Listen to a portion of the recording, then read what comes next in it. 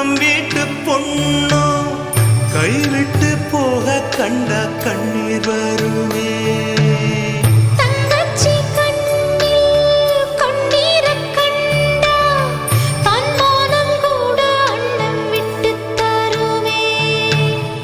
பந்தத்தை மீறி போக சக்தி இல்லையே, பாசத்தை பங்கு போட பட்டா இல்லையே, இருக்கு இழகி போச்சு விட்டு பாறையே.